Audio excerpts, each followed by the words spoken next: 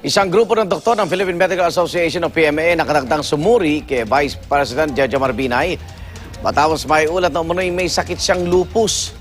Ang lupus ay isang autoimmune disease na unti-unting pumapatay sa mga malulusog na tissue ng katawan.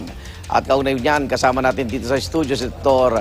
Leo Olarte, Presidente po ng Philippine Medical Association o PMA. Dr. Olarte, good morning, Doc. Good morning, Brad Egan. Dr. Leo Olarte po ng Philippine Medical Association. Opo, Doktor, nagsalita si Vice sa inyong pagtitipon. Sabi niya, galing daw sa mga doktor yung chismis o chismis ba? At hinamon niya kayo na suriin siya. So, hindi ito joke pala, no? Ito ay seryosong paghamon. At nabuo na ba kayong mga doktor para suriin si Vice President Binay kung may lupus o wala? Meron na kaming mga doktor na nagvoluntaryo para suriin si Vice President Jejomar Binay. Opo. Kahapon kausap ko yung kanyang anak si Senator-elect Nancy Binay sa Tonight with Arnold Clavio. Siya mismo magsasabing walang sakit ang kanyang tatay. Yeah, wala namang sakit talaga na lupus si Vice President Binay. Sa aking lupus. Personal na opinion, wala siyang sakit. Ano ba sintomas yan?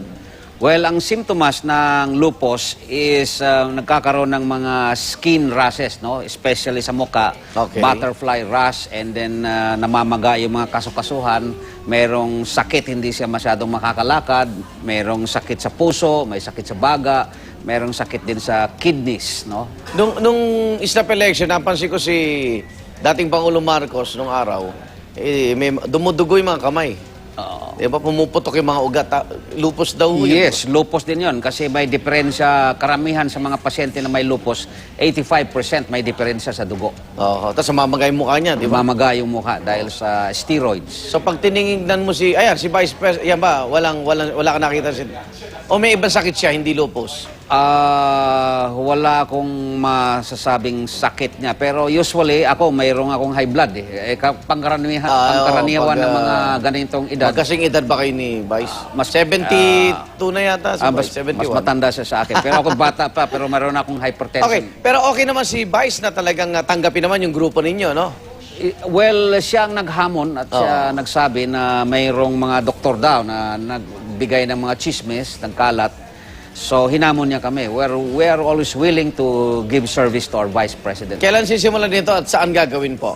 Well, pag-uusapan po namin kung saan niya gusto, with his permission and consent, nasa kanya po kung saan namin gagawin ito.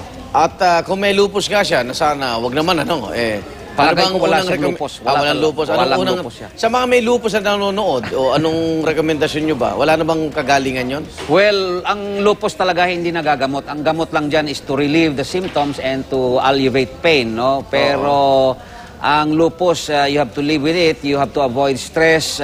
You have to exercise daily, regularly, and then eat a balanced diet. Saan ba nakukuha ito? Maraming causes ang lupus pero the exact cause is not yet known. Halimbawa, one of the causes are chemicals, no?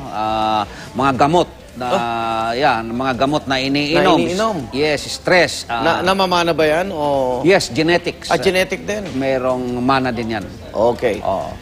Maraming salamat po at sinubukan po namin kunin ang panig ni Vice President Jejomar Binay kaugnay ng usaping ito pero hindi po niya sinasagot yung aming tawag. At tulad nga po ng nabanggit, pinabulaan na ito ng anak ni Vice President Binay kagabi, si Senator-elect Nancy Binay. Maraming salamat, Dr. Leo Olarte. Balitaan mo kami, Presidente po ng Philippine Medical Association. Good morning. Salamat, Gigan.